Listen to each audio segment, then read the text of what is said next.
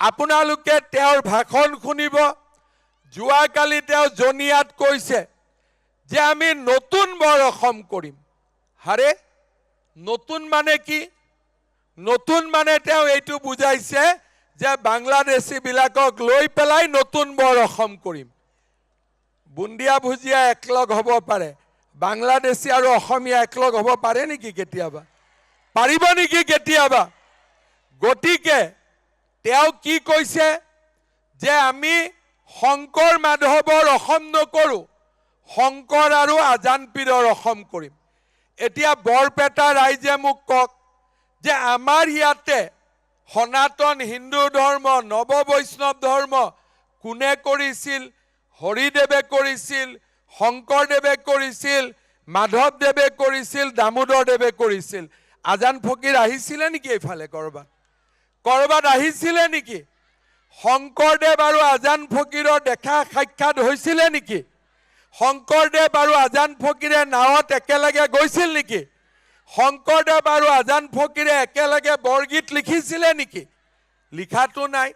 শংকৰৰ লগত কোন আছিলে? মাধৱদেৱ আছিলে।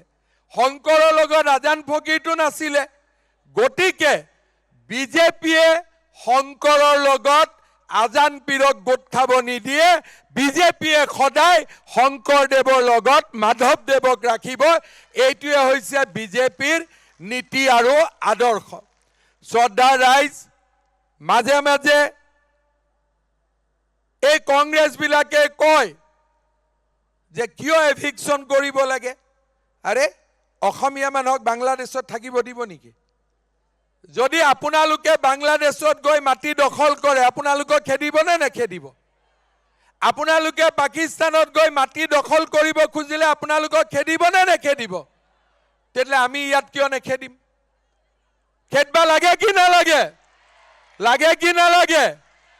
যোৱাবাৰ চৰকাৰত মই 1.5 লাখ বিঘা মাটিৰ পৰা ইহঁতক খেদিছিলো। এইবাৰ মই গৌৰৱ গগৈ খুনাকৈ কৈ আছো, মেট বিজেপিৰ চৰকাৰ হ'ব। এইবাৰ 5 লাখ বিঘা মাটিৰ পৰা ইহঁতক খেদিম। আপুনি বিচৰা বাতৰি পাব কেৱল নিউজ 18 এপত। নিউজ 18 এপ ডাউনলোড কৰিবলৈ স্কেন কৰক এই QR কোড। গুগল প্লে ষ্টৰতো পাব এই নিউজ 18 এপ।